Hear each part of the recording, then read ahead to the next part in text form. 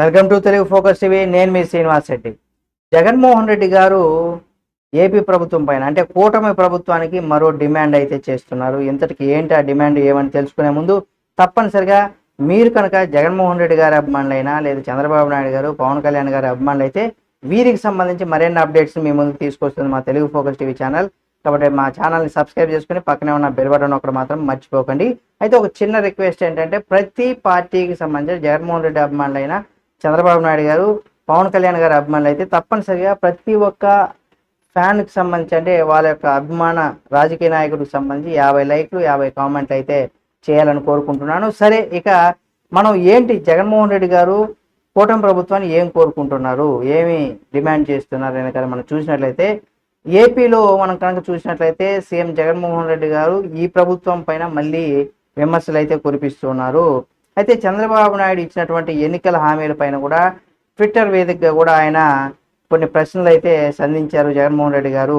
ఈ మేరకు రైతులకు ఉచిత పంట చెల్లింపు పైన జగన్మోహన్ రెడ్డి గారు తాజాగా ఒక ట్వీట్ అయితే చేశారు.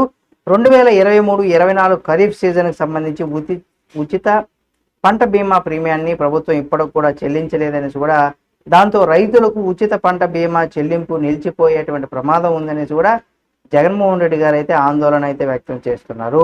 ముఖ్యంగా ఖరీఫ్ సీజన్కి సంబంధించినటువంటి ఉచిత పంట బీమా ప్రీమియం తమ ప్రభుత్వ హయాంలో ప్రతి ఏటా ఏప్రిల్ మే నెలలో కూడా చెల్లించామనేసి కూడా గుర్తు చేశారు ఆయన. అంతేకాకుండా నష్టపోయినటువంటి రైతులకు కూడా జూన్లో ఆదుకున్నామనేసి కూడా చెప్పారు. అయితే ఖరీఫ్ పంట వేసే సమయాన్ని కూడా రైతులపైన పైసా భారం పడకుండా ఉచిత పంట బీమా ప్రీమియం మొత్తాన్ని కూడా ప్రభుత్వమే చెల్లించిందనేసి కూడా చెప్పుకొచ్చారు. అలాగే రాష్ట్ర ప్రభుత్వం ప్రీమియం చెల్లించినటువంటి వెంటనే కేంద్రం కూడా వెంటనే తమ వాటా కింద విడుదల చేస్తుందనేసి కూడా తెలిపారు.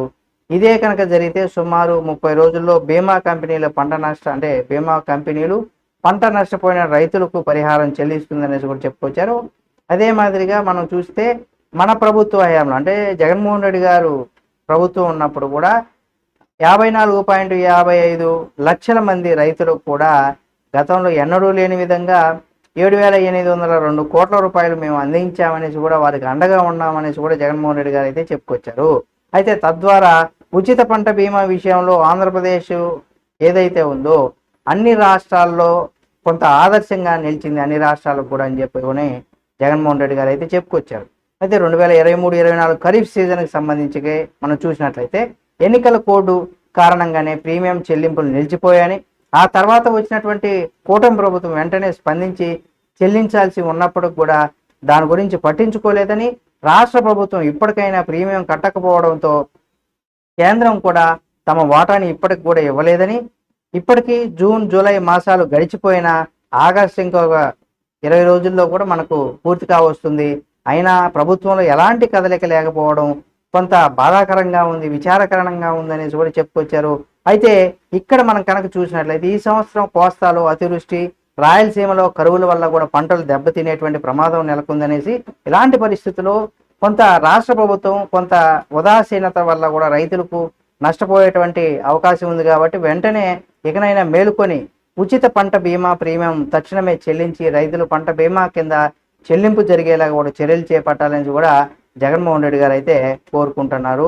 ఏది ఏమైనా జగన్మోహన్ రెడ్డి గారు రైతుల కోసం చేస్తున్నటువంటి, రైతుల తరపున ప్రశ్నించినటువంటి ఈ మాటలు కూడా ప్రభుత్వం వెంటనే తీసుకోవాలి. ఆయన స్పందించకపోయినా వెంటనే ఈ రైతులకు సంబంధించి అయితే కొంత వేగంగా నిర్ణయం తీసుకోవాలని కూడా కోరుకుందాం. ఈ వీడియో మీకు నచ్చితే లైక్ చేయండి. మరిన్ని జగన్మోహన్ రెడ్డి గారికి, అలాగే చంద్రబాబు నాయుడు గారు, పవన్ కళ్యాణ్ గారికి సంబంధించిన వీడియోల కోసం మా ఛానల్ని సబ్స్క్రైబ్ చేసుకుని పక్కనే ఉన్న బెల్ బటన్ ఒకటి మాత్రం మర్చిపోకండి.